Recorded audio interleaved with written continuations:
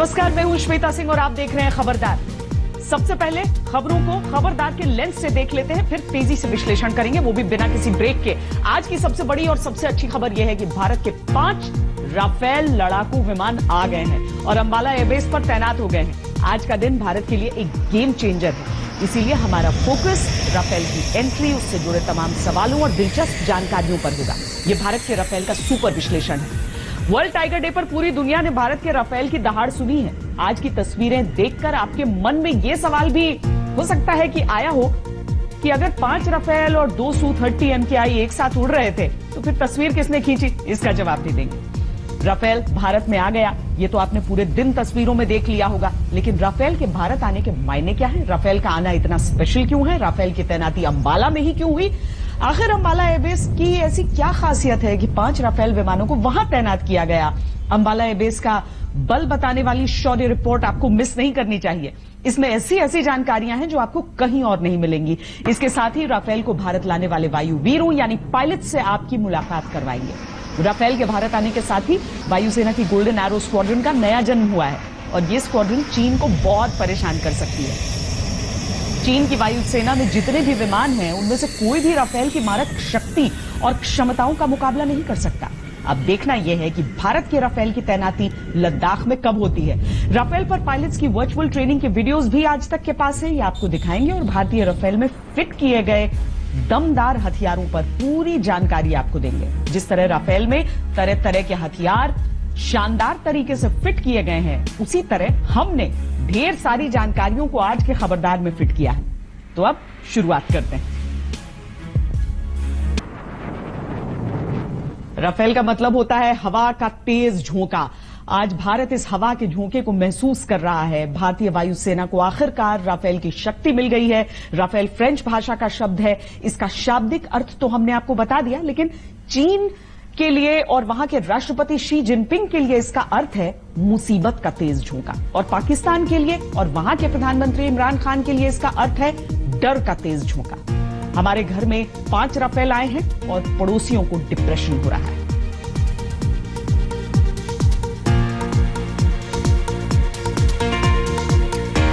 Rafale की भारत में entry कैसे हुई और कैसे पूरे भारत में उत्साह का संचार हुआ, यह आप विस्तार से हमारी रिपोर्ट में देखिए।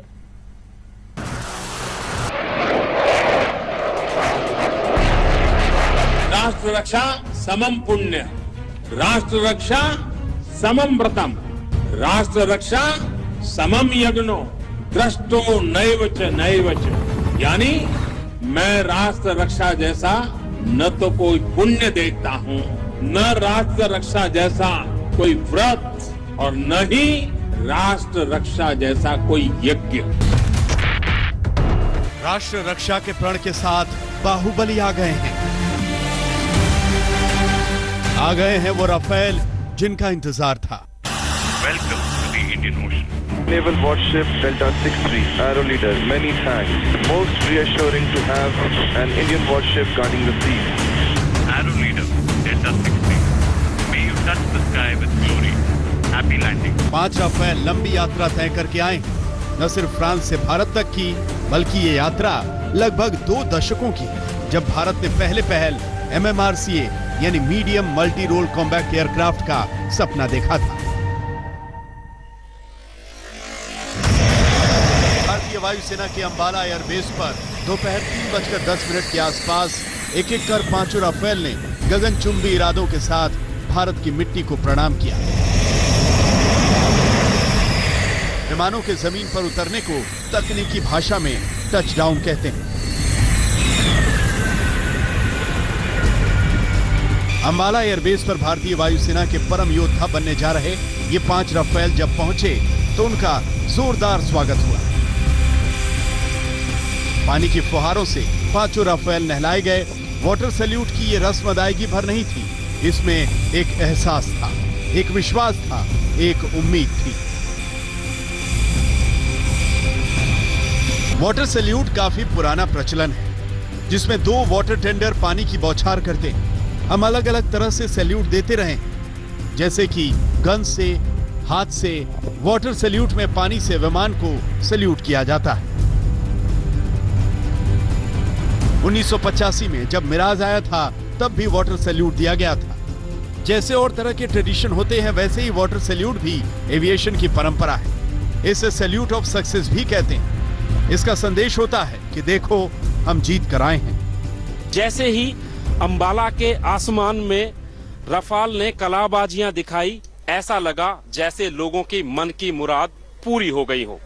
और अब जब रफाल अंबाला में आ ही गया है तो लोगों का जोश भी कहीं ना कहीं 7वें आसमान पर पहुंच गया है। पांचों रफेल विमान जब भारतीय सीमा में पहुंचे तो इनके साथ 2 सुखोई 30 MKI लड़ाकू विमानों ने भी उड़ान भरी। सभी रफेल विमान अंबाला एयरबेस की एक ही हवाई पट्टी पर उतरे। पहले रफेल की लैंडिंग वायुसेना की 17वीं गोल्डन एरो स्क्वाड्रन के commanding officer group captain Harkirat Singh ने करवाई। इसके पीछे बाकी 4 विमानों की भी लैंडिंग हुई। अंबाला एयरबेस पर इन राफेल विमानों की अगवानी के लिए खुद वायुसेना के प्रमुख air chief marshal RKS Bhadauria मौजूद थे।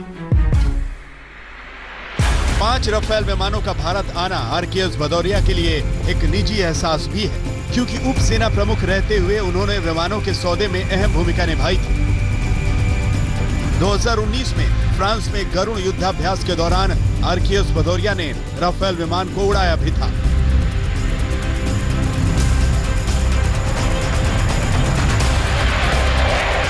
हमारे पास 36 रफेल आने वाले हैं। हमारे पास Su-30 काफ़ी हैं और जब Su-30 को रफेल के साथ मिल के एक पैकेज में यूज़ किया जाए, इसकी एम्प्लॉयमेंट फिलॉसफी अकॉर्डिंगली बनाई जाए, तो ये एक बहुत ही पोटेंट फोर्स हो सकती है। और ये एक हमारे लिए बहुत इंपॉर्टेंट लेसन है। इस एक्सरसाइज में हमारे लिए बहुत इंपॉर्टेंट अपॉर्चुनिटी थी ताकि हम ऑलरेडी देख सकें इससे पहले कि रफेल हमारे पास आए, तब तक आते हुए हमारी पूरी एम्प्लॉयमेंट फिलॉसफी हम कैसे इन दोनों जहाज़ों को इन्हें कॉम्प्लीमेंट्री मैनर कैसे यूज़ कर सकें। तो खाली 36 रफेल का नहीं रह जाएगा। जब हम Su-30 को इनके साथ मिल के यूज़ करेंगे तो उसका कैपेबिलिटी एक बहुत ही ज़्यादा होगा। बुधवार को भारत आए 5 रफेल ने भारत की वायुसेना में जब दाखिला लिया तो उनका स्वागत सबसे पहले भारतीय नौसेना ने किया। नौसेना के INS कोलकाता युद्धपोत से राफेल के कमांडिंग अफसर को संदेश गया। Welcome to the Indian Ocean. Naval warship Delta 63, Arrow Leader, many thanks. Most reassuring to have an Indian warship guarding the seas. Arrow Leader, Delta 63. May you touch the sky with glory. Happy landings. Delta 63, Arrow Leader, wish you fair winds. Happy hunting over and out. France से चले 5 Rafale विमान UAE में एक दिन रुके हैं। बुधवार को दोपहर 1:02 पर अबू धाबी के अल दफरा एयरबेस से उनकी भारत यात्रा शुरू हुई। दोपहर 1:25 पर हिंद महासागर के आकाश में विमान पहुंचे। वहां से होते हुए दोपहर 2:51 पर राफेल आगरा के आसमान में था और फिर 3:10 पर अंबाला में 5 रफेल पहुंच गए। भारत आए 5 रफेल में से 3 सिंगल सीटर हैं और 2 ट्विन सीटर हैं। मतलब ये कि इनमें से 2 ट्रेनर एयरक्राफ्ट का भी काम कर सकते हैं। इन्हें अंबाला के 17वीं स्क्वाड्रन यानी गोल्डन एरोज का हिस्सा बनाया जाएगा। मौजूदा हालात में चीन और पाकिस्तान के लड़ाकू विमानों के मुकाबले रफेल लड़ाकू विमानों की मारक क्षमता किसी से छुपी नहीं है। तमाम आधुनिक हथियारों से लैस होने के साथ ही 5 रफाल लड़ाकू विमानों को मेट्योर और स्कैल्प मिसाइल से भी लैस किया गया है। यानी आने वाले दिनों में इन लड़ाकू विमानों को किसी भी ऑपरेशन में तैनात किया जा सकता है। चीन के साथ मौजूदा विवाद को देखते हुए भारतीय वायुसेना की कोशिश है कि फ्रांस से बाकी रफाल विमानों को भी जल्द से जल्द मंगाया जाए।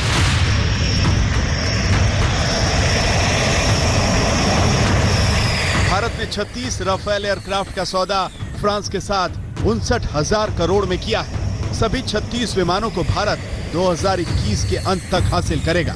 फिलहाल जो 5 राफेल आए हैं उनको वायुसेना के बेड़े में शामिल होने का औपचारिक समारोह अगस्त में हो सकता है, जिसमें खुद प्रधानमंत्री नरेंद्र मोदी शामिल हो सकते हैं। अंबाला से सत्येंद्र चौहान के साथ मंजीत नेगी, दिल्ली आज तक। भारतीय वायुसेना में शामिल होने के लिए राफेल का भारत आना एक बड़ा मौका है। 2 दशक पहले MMRCA यानी मल्टी रोल कॉम्बैट एयरक्राफ्ट की जरूरत को महसूस किया गया। 2007 में इसकी खरीद की प्रक्रिया शुरू हुई। दिसंबर 2012 में फ्रांस के दसॉ एविएशन ने नीलामी में जीत हासिल की। हालांकि तत्कालीन यूपीए सरकार राफेल विमानों को लेकर जिस सौदे पर बातचीत कर रही थी उसे वो पूरा नहीं हो पाया और 2016 में नए सिरे से डील पर दस्तखत हुए।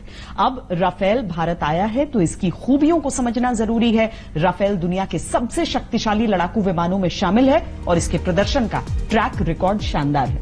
राफेल हवा में बेजोड़ और अचूक निशाना लगाने वाला योद्धा है। Su-30 MKI आने के 23 साल बाद कोई बड़ा लड़ाकू विमान आईएएफ को मिला है। Rafale beyond visual range air to air European Meteor missile और स्कैल्प क्रूज मिसाइल जैसे हथियारों से लैस है। मिटियोर में अद्वितीय रॉकेट रैमजेट मोटर लगे हैं जो इसे अन्य मिसाइलों के मुकाबले ताकतवर बनाते हैं। राफेल में हवा से जमीन तक मारने वाला हैमर वेपन सिस्टम को भी जोड़ने की तैयारी है। हैमर यानी highly agile modular munition extended range अचूक मार करने वाली फ्रांसीसी मिसाइल है। राफेल में परमाणु हथियार ले जाने की भी क्षमता है। राफेल भारतीय वायुसेना की शक्ति बढ़ाएगा। हालांकि भारतीय वायुसेना के पास 42 स्क्वाड्रन की बजाय अभी सिर्फ 31 स्क्वाड्रन विमानों की फ्लीट है। यहां एक स्क्वाड्रन में 18 लड़ाकू विमान होते हैं। 1964 में रूस में बना MiG-21 विमान भारतीय वायुसेना का पहला सुपरसोनिक विमान बना था। MiG-21 विमानों के बाद भारत ने ब्रिटेन और फ्रांस से विकसित 2 इंजन वाला जैगुआर विमान 1979 में वायुसेना में शामिल कराया। वायुसेना के मौजूदा बेड़े में सबसे बेहतरीन मल्टी रोल एयरक्राफ्ट में से एक मिराज 2000 1985 में भारतीय वायुसेना का हिस्सा बना। भारतीय वायुसेना के पास MiG-27 विमान भी रहे हैं। रूसी डिजाइन से भारत के HAL में बने MiG-27 विमानों को 2017 में वायुसेना रिटायर कर चुकी है। 1970 के दशक में विकसित रूस के MiG-29 विमानों को भी वायुसेना में शामिल कराया गया था। MiG-29 के सबसे पहले खरीदारों में भारत था। अभी MiG-29 के आधुनिकतम वेरिएंट्स वायुसेना के पास है। राफेल से पहले भारतीय वायुसेना का आधुनिकतम एयरक्राफ्ट सुखोई 30 MKI है। इसकी पहली यूनिट 2002 में आई थी। वायुसेना के पास तेजस हल्के लड़ाकू विमान भी हैं। स्वदेशी तेजस को 2016 में वायुसेना में शामिल कराया गया था। राफेल भारत की ताकत बनने जा रहा है। मार्च 2019 में बालाकोट एयर स्ट्राइक के बाद प्रधानमंत्री नरेंद्र मोदी जब इंडिया टुडे कॉन्क्लेव में आए थे तो उन्होंने कहा था कि अगर भारत के पास राफेल होता तो एयर स्ट्राइक की मार और भी भयंकर होती। राफेल की कमी आज देश ने महसूस की है। आज हिंदुस्तान एक स्वर में कह रहा है कि अगर हमारे पास आज राफेल होता तो शायद इससे भी नतीजा कुछ और होता। और ये बात हम साफ साफ समझे कि राफेल पर पहले स्वार्थ नीति, उसके कारण और अब राजनीति के कारण देश का बहुत नुकसान हुआ है। आज जब राफेल भारत आया है तो एक तारीख बहुत अहम हो जाती है। यह तारीख है 23 सितंबर 2016 की। तत्कालीन रक्षा मंत्री मनोहर पर्रिकर ने 23 सितंबर 2016 को राफेल की खरीद के लिए फ्रांस के साथ इंटर गवर्नमेंटल एग्रीमेंट पर दस्तखत किए थे। इससे पहले 126 राफेल वाले यूपीए सरकार के सौदे को 24 जून 2015 को मोदी सरकार ने वापस ले लिया था। मोदी सरकार का कहना है कि यूपीए सरकार के कॉन्ट्रैक्ट को लेकर दसॉ से जारी बातचीत अटक जाने के कारण नए सिरे से डील हुई। मोदी सरकार ने नए सिरे से डील की तो कांग्रेस ने इस पर सवाल उठाए। कांग्रेस नेता राहुल गांधी ने इसे मोदी सरकार का स्कैम कहा। लड़ाई राजनीतिक तौर पर भी लड़ी गई और कानूनी तौर पर भी, लेकिन मोदी सरकार राजनीतिक और कानूनी दोनों लड़ाइयां जीत गई और नई डील साइन करने के 1375वें दिन यानी 3 साल 9 महीने और 6 दिन बाद राफेल भारत पहुंच गया है।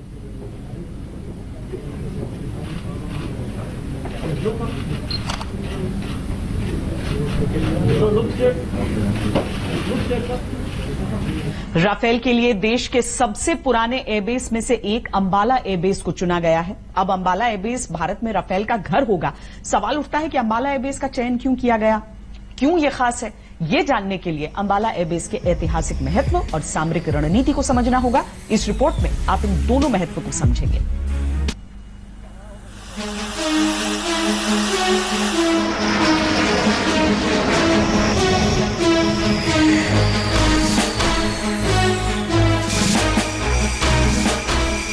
अंबाला एयरबेस पर बाहें खोलकर भारत के नए और शानदार लड़ाकू विमान का स्वागत किया गया। अंबाला में राफेल तत्काल प्रभाव से पाकिस्तान और चीन बॉर्डर की निगहबानी के लिए तैनात हो गए हैं, क्योंकि ये पांचों ऑपरेशन रेडी हैं। वायुसेना अपनी हम 5 वाली नई ताकत के साथ हर मिशन के लिए बिल्कुल तैयार है।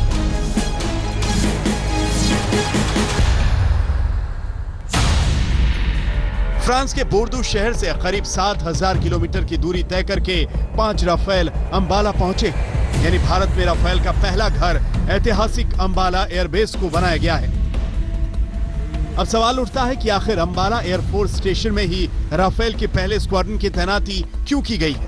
आखिर क्यों वायुसेना ने राफेल के पहले घर के तौर पर इस एयरबेस को चुना है? इसके जवाब को तलाशने के लिए हमें अंबाला की लोकेशन को समझना होगा, युद्ध नीति समझनी होगी, अंबाला एयरबेस की शानदार इतिहास को खंगालना होगा। अंबाला एयरबेस वायुसेना के सबसे शक्तिशाली ऑपरेशन सेंटर का एक हिस्सा है। 1965-1971 से लेकर कई बड़ी बड़ी लड़ाइयों का ऑपरेशन सेंटर रहा है।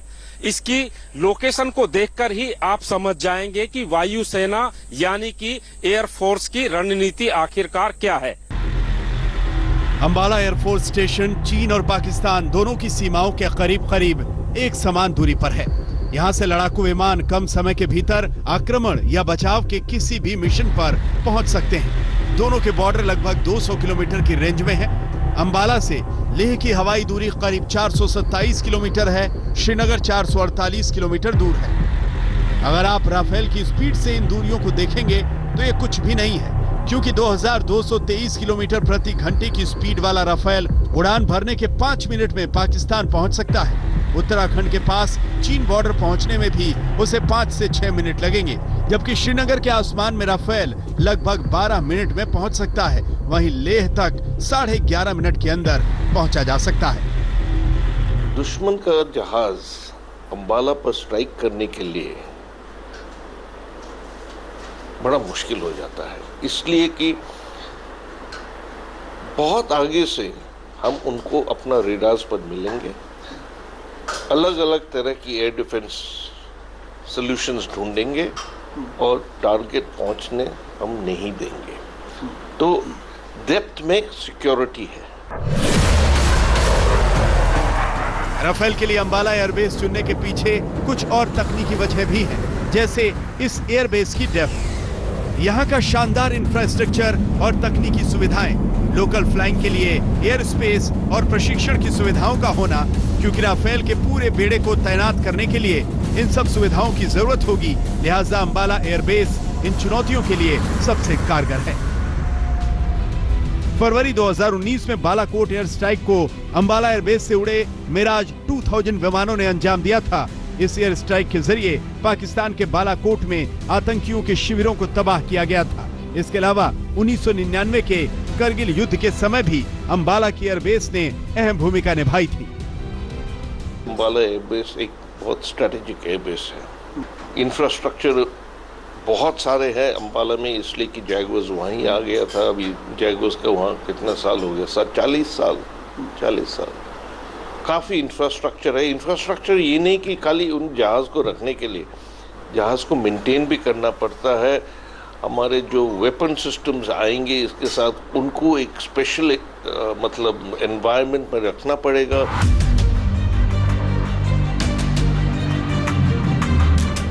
अगर पाकिस्तान या चीन की तरफ से कोई भी हरकत हुई तो अंबाला एयरफोर्स स्टेशन सिर्फ 5 मिनट में एक्टिव हो सकता है, और एक बार यहाँ से राफेल ने उड़ान, दुश्मन बच नहीं सकता। अंबाला एयरबेस पर राफेल तो तैनात है ही, हालांकि वो पहले से जगुआर विमानों के 2 स्क्वाड्रन से लैस है। 1980 में यहाँ पहली बार जगुआर एयरक्राफ्ट की तैनाती की गई थी। इसके साथ ही MiG-21 बाइसन और मिराज 2000 को भी तैनात किया गया था। अंबाला एयरबेस में राफेल के आने से पहले MiG-21 के बेड़े को जोधपुर एयरबेस शिफ्ट कर दिया गया है। यानी अंबाला एयरबेस अपनी पुरानी परंपरा और शानदार इतिहास के साथ एक बार फिर बड़ी जिम्मेदारी निभाने को तैयार है। चीन और पाकिस्तान दोनों अंबाला एयरबेस के इतिहास और शक्ति को जानते हैं।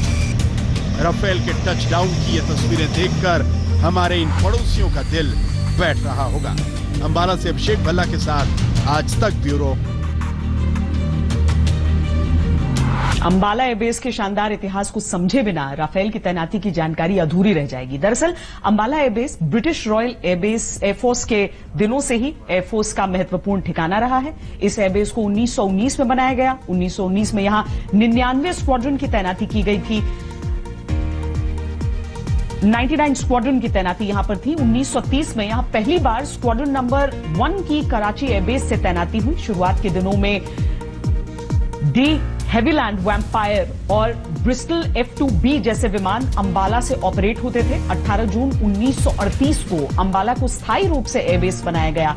यहां डी हेवीलैंड वैम्पायर हॉकर हंटर की भी तैनाती थी।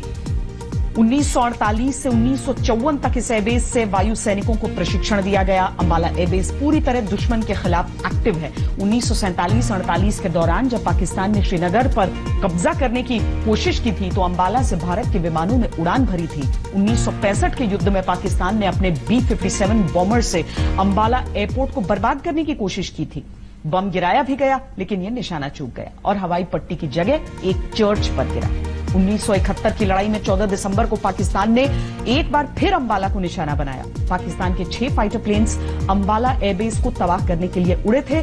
सुबह करीब 3 बजे यह हमला हुआ लेकिन गजब की जांबाजी दिखाते हुए 18वीं स्क्वाड्रन के फ्लाइंग ऑफिसर निर्मलजीत सिंह सेखों ने पाकिस्तानी फाइटर प्लेन को चुनौती दी और उनके 2 जेट गिरा दिए। घबराहट में पाकिस्तानी पायलट वापस भाग गए। हालांकि फ्लाइंग ऑफिसर निर्मलजीत सिंह सेखों के विमान को दुश्मनों ने हिट कर दिया था और वो इस युद्ध में देश की रक्षा करते हुए वीरगति को प्राप्त हो गए थे। अपने साहस के लिए फ्लाइंग ऑफिसर निर्मलजीत सिंह सेखों को परमवीर चक्र से सम्मानित किया गया था।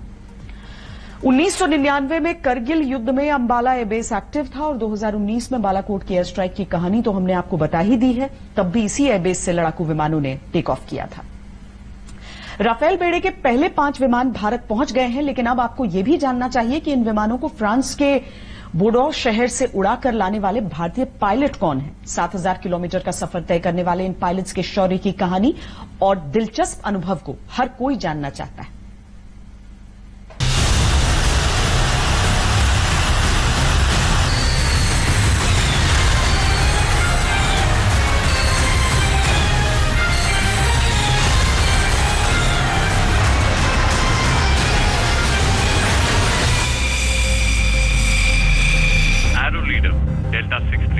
अरब सागर के ऊपर जैसे ही राफेल भारतीय वायुसेना के अंदर दाखिल हुआ, समंदर पर गश्त कर रहे नौसेना के युद्धपोत INS कोलकाता के वायरलेस में एक आवाज गूंजी। Welcome to the Indian Ocean. Naval Warship Delta 63, Arrow Leader, many thanks. Most reassuring to have an Indian warship guarding the seas. Arrow Leader, Delta 63. May you touch the sky with glory. Happy landings. मौका बेहद खास था और भावुक भी।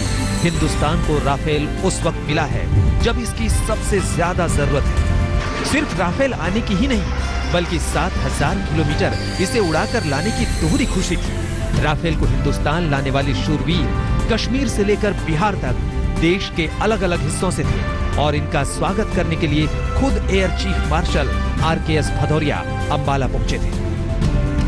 इस दल का नेतृत्व कर रहे थे group captain Harkirat Singh, wing commander MK Singh, group captain R Kataria, wing commander Manish Singh, air commodore Hilal Ahmed. इस दल में कश्मीर से बिहार तक रहने वाले वीर योद्धा शामिल हैं। ग्रुप कैप्टन हरकीरत सिंह 70वीं स्क्वाड्रन गोल्डन एरो के कमांडिंग ऑफिसर हैं। हरकीरत सिंह इस दल का नेतृत्व कर रहे थे। वहीं 2001 में वायुसेना में शामिल विंग कमांडर अभिषेक त्रिपाठी राजस्थान के जालौर से हैं।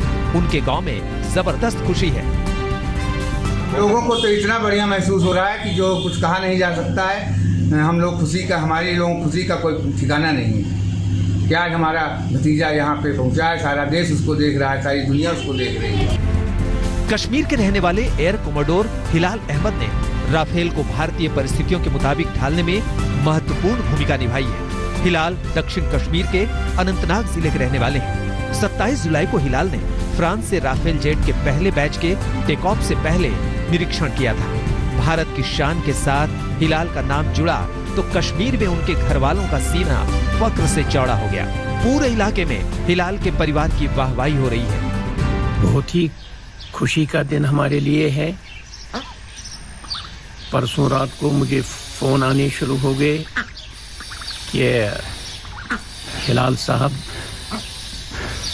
की सराहना की गई, उन्होंने बड़ा रोल अदा किया इस राफेल डील में। तो माशाअल्लाह हमारी खुशी की हद नहीं रही। विंग कमांडर मनीष सिंह के परिवार को भी खुशियों के इस पल का खास इंतजार था। परिवार में बेटे के इस ऐतिहासिक उड़ान का हिस्सा बनने से सब गदगद हैं। दुनिया को खुशी है तो हमको क्या पूछना है जी, फिर भी आप माँ है। तो वही तो कह रही हूँ कि दुनिया का इतना खुशी है तो हमको कितना खुशी होंगे। बहुत गर्व हो रहा है मुझे क्या, मुझे मेरे देश को, मेरे गांव को, जिला को, सबको गर्व की बात है। इतिहास का हिस्सा बने ग्रुप कैप्टन रोहित कटारिया के परिवार में खुशी को आंकना मुश्किल था। राफेल के साथ उड़ान भरते अपने पोते को देखकर दादा भी सातवें आसमान पर थे। बहुत खुशी है, बहुत ज्यादा। मैं काफी दिन से यही सोच रहा था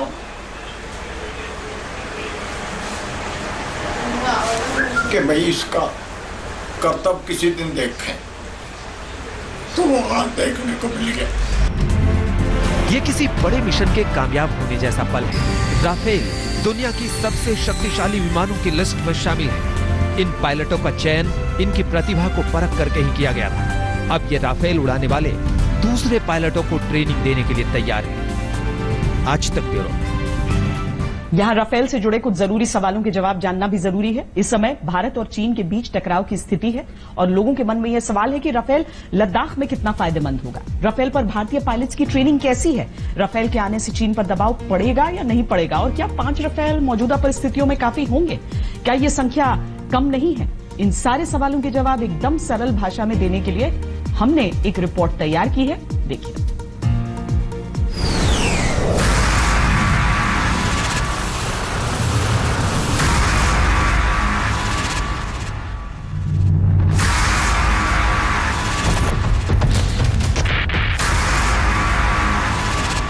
अब सवाल उठता है कि राफेल लद्दाख में कितना फायदेमंद होगा। दरअसल राफेल बेहद ठंडे इलाकों में भी इस्तेमाल किया जा सकता है। ये पहाड़ पर लड़ने के लिए डिजाइन किया गया है। ये तेजी से रास्ते बदल सकता है, पलक झपकते ही ऊंचाई तक पहुंच सकता है और इतनी ही तेजी से गोते भी लगा सकता है। राफेल के अटैक का दायरा करीब 1700 किलोमीटर के घेरे में होता है। अंबाला से लद्दाख की दूरी करीब 430 किलोमीटर है। ये दूरी आपको ज्यादा लग सकती है, लेकिन सुपरसोनिक विमान के लिए ये दूरी बेहद कम है। इसका मतलब यह है कि ये लड़ाकू विमान और इसके हथियार इस सर्कल में कहीं भी मार कर सकते हैं। इस सर्कल में पूर्वी लद्दाख, चीन के अवैध कब्जे वाला अक्साई चीन, तिब्बत, पाकिस्तान और पीओके है। अगर रफाल होता उस समय तो क्या 27 तारीख को पाकिस्तान का रिस्पांस अलग होता? रिस्पांस का जिम्मा उनके हाथ में है, बट रिजल्ट अलग होता। रिजल्ट अलग होता। जब रफाल हमारे पास आ जाएंगे, अंबाला में होंगे, तो दुश्मन दुस्साहस नहीं करेगा? सोचेगा, वो बहुत सोचेगा। राफेल पर भारतीय पायलट्स की ट्रेनिंग कैसी है? जून से ही भारत के पायलटों की ट्रेनिंग फ्रांस में चल रही थी और वो खास तौर पर वर्चुअल फ्लाइट सिमुलेटर में लद्दाख जैसी परिस्थितियों में राफेल को उड़ाने की प्रैक्टिस कर रहे थे। इस ट्रेनिंग में जो वर्चुअल क्षेत्र सेट किया गया था, उसमें खास तरह की सैन्य तैनाती के ऊपर राफेल उड़ाना था। राफेल कॉम्बैट सिमुलेटर में ट्रेनिंग कर रहे पायलटों को यह सुविधा मिलती है कि वो अपनी जरूरत के हिसाब से किसी खास परिस्थिति की ट्रेनिंग कर सके और वहीं के सीन को लोड कर लें। ये आर्टिफिशियल इंटेलिजेंस का कमाल है। हालांकि ये असली फ्लाइट से बेहतर नहीं है, लेकिन ट्रेनिंग के लिए ये एक अच्छी सुविधा है। इसके इस्तेमाल से ये भी पता चलता है कि भारत बिना 1 मिनट बर्बाद किए जल्द से जल्द राफेल को तैनात करना चाहता है। ये एक गेम चेंजर साबित होगा। हमारी जो एयरफोर्स की जो क्षमता है उसमें एक बहुत बड़ी बढ़ोतरी लाने वाला है, और खासतौर तब जब LAC LOC के ऊपर में चैलेंजेस हैं, ये दोनों के ऊपर में बहुत भारी पड़ने वाला है। और ये एक बहुत अच्छा इंडक्शन है और बहुत टाइमिंग से इंडक्ट किया गया है। राफेल के आने से चीन पर कितना दबाव पड़ेगा? अब पायलट तेजी से राफेल का इस्तेमाल करेंगे और उसकी एक एक बारीकियों को समझकर खुद को युद्ध के लिए और बेहतर बनाएंगे, जबकि बॉर्डर के पार चीन पर इस विमान का मनोवैज्ञानिक दबाव होगा। दुश्मन के मन में राफेल की आहट बनी रहेगी। चीन अब जब भी भारतीय सीमा में किसी विमान की गतिविधि को अपने खुफिया उपकरणों में देखेगा तो उसे ये लगेगा कि राफेल ही आ गया है। राफेल के हथियारों की रेंज ज्यादा है, इसीलिए चीन हमेशा दबाव में रहेगा। सवाल यह भी है कि क्या 5 राफेल मौजूदा परिस्थितियों में काफी होंगे?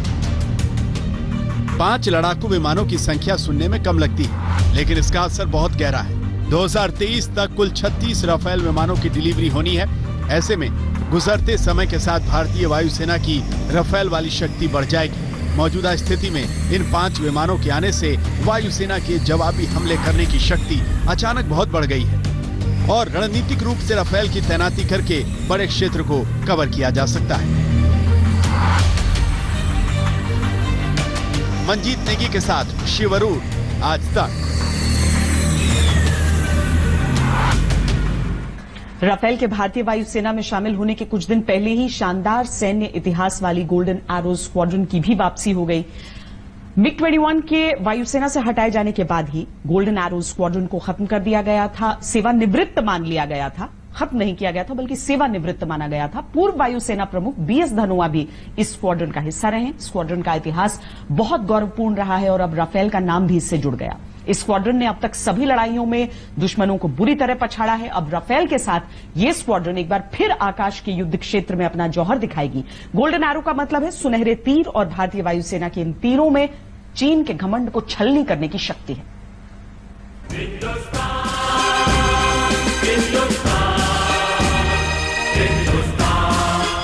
वायुसेना का तरकश राफेल के आने से न सिर्फ पूरा हुआ है, बल्कि ये दुश्मनों के लिए किसी काल से कम नहीं है।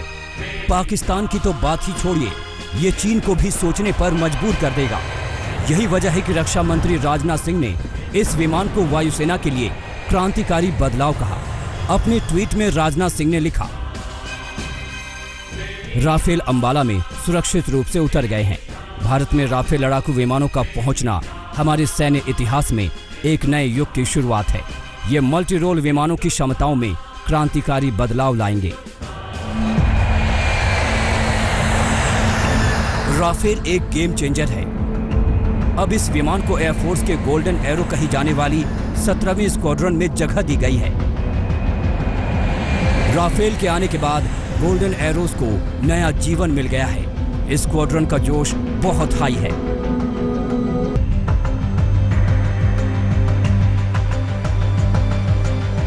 गोल्डन एरो स्क्वाड्रन का गौरवमयी इतिहास रहा है। 1951 में जब इस स्क्वाड्रन की स्थापना हुई थी, उस वक्त हार्वर्ड सेकेंड बे एयरक्राफ्ट इसमें शामिल थे। 1957 में हॉकर हंटर ने जगह बनाई, फिर MiG-21 ने इसमें जगह पाई। इस स्क्वाड्रन ने गोवा लिबरेशन में हिस्सा लिया था। 1965 और 1971 की दोनों लड़ाइयों में इस स्क्वाड्रन ने पाकिस्तान को धूल चटाई थी। करगिल युद्ध के दौरान ऑपरेशन सफेद सागर में भी इस स्क्वाड्रन ने हिस्सा लिया था, लेकिन MiG-21 को हटाए जाने के बाद वायुसेना ने इस स्क्वाड्रन को 2016 में भंग कर दिया था। अब राफेल के पहुंचने के बाद 17वीं स्क्वाड्रन, जिसे गोल्डन एरोज भी कहा जाता है, एक बार फिर एक्टिव कर दी गई है। ये जो हवाई जहाज है बहुत ही ताकतवर है, टेक्नोलॉजी से हर प्रकार की मॉडर्न टेक्नोलॉजी से लैस है और इसके वेपन सिस्टम जो है पूरे क्षेत्र में सबसे बढ़िया है।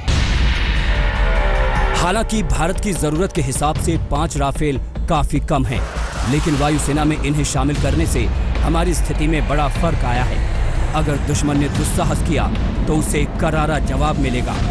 चीन के सारे लड़ाकू विमान एक तरफ और भारत का राफेल एक तरफ। चीन के J-20 सहित तमाम विमानों के पास राफेल की ताकत का कोई जवाब नहीं है। अगर चीन और भारत में युद्ध हुआ तो आसमान में इन बाहुबलियों का सामना जरूर होगा। सबसे पहले जानते हैं कि चीन अपने किन फाइटर प्लेन पर इतना गुरूर कर रहा है। दरअसल चीन के पास सबसे आधुनिक विमान चेंगडू J-20 है। इसके अलावा Chengdu J-10, Chengdu J-7, Shenyang J-15 समेत 11 तरह के छोटे बड़े फाइटर प्लेन हैं। इसमें सबसे शक्तिशाली चेंगडू J-20 है। J-20 विमान साल 2018 से चीनी सेना के बेड़े में शामिल किया गया है। वहीं भारत के पास Rafale, Sukhoi, Jaguar, Mirage 2000, MiG-29 जैसे खतरनाक फाइटर प्लेन हैं। यहाँ ये बताना जरूरी है कि चीन के सारे विमान पश्चिमी देशों से असल विमान के डिजाइन को चोरी करके बनाए गए हैं। जब राफेल जैसे आधुनिक विमान से चीन के J-20 की तुलना करते हैं तो राफेल की खूबियों के सामने वो बौना दिखता है। जहां चीन का J-20 का इंजन सोवियत संघ के Su-30 में इस्तेमाल होता था, जबकि राफेल का इंजन ज्यादा भरोसेमंद है, ज्यादा लंबे समय तक चलता है और इसका मेंटेनेंस भी लंबे समय तक किया जा सकता है। राफेल विमान अपने वजन से 1.5 गुना ज्यादा ईंधन और हथियार उठाकर उड़ सकता है। ये क्षमता J-20 पर भारी पड़ती है। राफेल की मारक क्षमता ज्यादा है और एक बार की उड़ान में 4 मिशन को अंजाम दे सकता है, जबकि J-20 ऐसा नहीं कर सकता। J-20 मल्टीपल मिशन को एक साथ अंजाम देने में सक्षम नहीं है, जबकि राफेल बहुमुखी है। सबसे खास बात यह है कि किसी भी मिशन को युद्ध में परखा जाता है, जहां युद्ध क्षेत्र में राफेल का अनुभव बेजोड़ है। इसका इस्तेमाल अफगानिस्तान, लीबिया और सीरिया में हो चुका है। वहीं J-20 ने अब तक असली युद्ध क्षेत्र का अनुभव नहीं किया है। चीन इसको लैब में ही उड़ाकर खुद पर इतरा रहा है। अंबाला से अभिषेक भल्ला के साथ मंजीत नेगी, दिल्ली आज तक। अब पाकिस्तान के F-16 और भारत के राफेल की ताकत की तुलना करते हैं, क्योंकि चीन के साथ साथ पाकिस्तान भी राफेल के टारगेट पर रहेगा। वैसे तो F-16 को हमारी MiG-21 बाइसन ने भी उसके छक्के छुड़ा दिए थे, लेकिन तुलना यहां पर चलिए हम राफेल से उसकी कर लेते हैं। जहां F-16 में सिंगल इंजन है, राफेल डबल इंजन है। F-16 में उड़ान की रेंज 3700 किलोमीटर है, राफेल की 4220। F-16 में हथियार ले जाने वाले 9 हार्ड पॉइंट्स हैं, जबकि राफेल में 14 हार्ड पॉइंट्स हैं। यानी राफेल ज्यादा हथियारों से सजाया जा सकता है, उसे लेकर उड़ान भर सकता है। F-16 में 20 mm की गन लगी है, राफेल में 30 mm गन लगाई गई है। F-16 में मीडियम रेंज एमराम मिसाइल लगाई गई है, जबकि राफेल में long range meteor missile. F-16 में छोटी दूरी की स्ट्राइक मिसाइल लगी है, वहीं राफेल में लंबी दूरी की क्रूज मिसाइल है। ये फर्क देखकर आप एकदम निश्चिंत हो जाएंगे कि भारत का राफेल पाकिस्तान पर बहुत भारी पड़ने वाला है।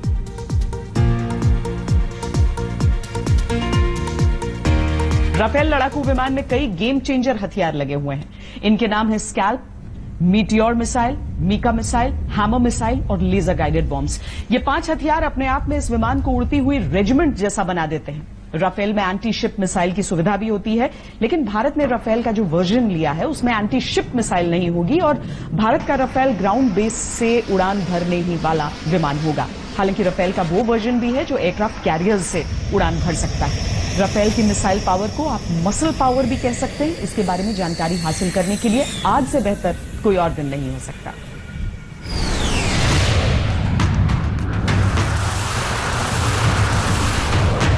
डबल इंजन वाले राफेल को रनवे पर ज्यादा लंबी दूरी तक दौड़ने की जरूरत नहीं पड़ती। ये विमान छोटी दूरी में ही टेक ऑफ कर सकता है। एक बार यह आसमान में पहुंच गया तो फिर इस पर नजर रखना मुश्किल है।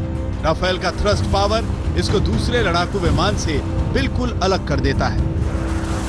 ये दुश्मन के रडार को पलक झपकते ही चकमा दे सकता है। ये वजह है कि ये लद्दाख के पहाड़ों में लड़ने के लिए बेहद कारगर है। ज्यादा पावर का मतलब है ज्यादा हथियार लेकर उड़ने की ताकत।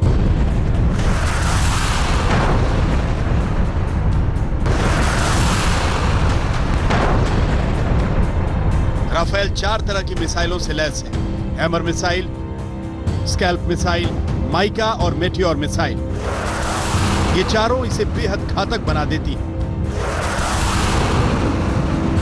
स्कैल्प मिसाइल और हैमर मिसाइल गाइडेड मिसाइल है जो हवा से जमीन पर हमला करती है। दोनों मिसाइलों को फायर करने के बाद कंट्रोल किया जा सकता है। दोनों मिसाइलों के बीच अंतर यह है कि स्कैल्प मिसाइल 500 किलोमीटर तक मार कर सकती है, वहीं हैमर मिसाइल 60 से 70 किलोमीटर तक दुश्मन को निशाना बना सकती है। राफेल में भरोसेमंद मेटियोर और माइका मिसाइल भी लगी है। दोनों मिसाइलों की स्पीड 4 मैक यानी करीब 5000 किलोमीटर प्रति घंटा है और ये 80 से 150 किलोमीटर तक हवा से हवा में मार कर सकती है।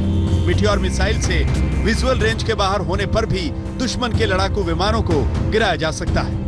ये एयरक्राफ्ट जो है एक बहुत ही जबरदस्त हाई ऑल्टीट्यूड में भी टेक ऑफ और लैंड कर सकता है, हाई ऑल्टीट्यूड में बड़ी आराम से ऑपरेट कर सकता है। तो मैं कहूँगा इस तरह के का एयरक्राफ्ट इंडियन एयरफोर्स में आना is a real game changer. इसके साथ ही राफेल जमीन पर अचानक हमला करने की भी ताकत रखता है। राफेल में जैमर लगे हुए हैं जो दुश्मन के रडार को जाम करने की क्षमता रखते हैं। राफेल में एक टारगेट कोऑर्डिनेटर डिवाइस भी लगी है। ये राफेल को चील की नजर देती है। दुश्मन के इलाके में जाने से पहले ही टारगेट इसकी नजर में होते हैं। ये वजह है कि बॉर्डर क्रॉस करने से पहले ही पायलट टारगेट को हमले के लिए लॉक कर सकता है। चीन की सेना S-400 एयर डिफेंस सिस्टम से लैस है, लेकिन राफेल इसको भी चकमा दे सकता है। राफेल में एडवांस एयरफील्ड है। ये डिवाइस S-400 को हाई बीम फ्रीक्वेंसी की मदद से चकमा दे सकता है। इससे राफेल की लोकेशन पकड़ में नहीं आती। देखिए, अभी चाइना को थोड़ा डर होगा कि जो भी एयरक्राफ्ट इंडियन एयरफोर्स का उस आसमान में उड़ेगा वो राफेल हो सकता है और उसके कारणवश उनको उनके टैक्टिक्स और स्ट्रेटजी को चेंज करना होगा मजबूरन। ये तो एक बात हुई कि 5 ही राफेल हैं, मगर उनको पता नहीं कि कहाँ से 5 राफेल कहाँ डिप्लॉय होंगे, कहाँ से आएंगे और उनकी काबिलियत क्या होगा। तो उनको तो ज़रूर डर होगा और मेरे अनुमान में उनको अगर इस बार जो तनाव जो लद्दाख में वो थोड़ा कम होने वाला है अभी इसी कारणवश। जीत नेगी के साथ शिवरूर, दिल्ली, आज तक। लड़ाकू विमानों को उनकी पीढ़ियों के हिसाब से जाना जाता है। दुनिया में 5वीं पीढ़ी के विमान इस्तेमाल हो रहे हैं। राफेल 4.5 है या 4++, लेकिन इसके बावजूद उसे 5वीं पीढ़ी के टक्कर में ही माना जाता है। 15,31,669 ये कोरोना संक्रमण का आंकड़ा है हिंदुस्तान में, जिनमें से 9,88,000 के करीब लोग ठीक हो चुके हैं और मौतों का आंकड़ा भी 31,193 हो चुका है। अभी के लिए इतना ही। देश और दुनिया की बाकी खबरों के लिए देखते रहिए आज तक। नमस्कार, मैं हूं अंजना ओम कश्यप। हमें उम्मीद है ये वीडियो आपको पसंद आया होगा। लेटेस्ट खबरों के लिए यूं ही देखते रहिए आज तक और इस वीडियो के पसंद आने पर लाइक, शेयर एंड सब्सक्राइब करना ना भूलें।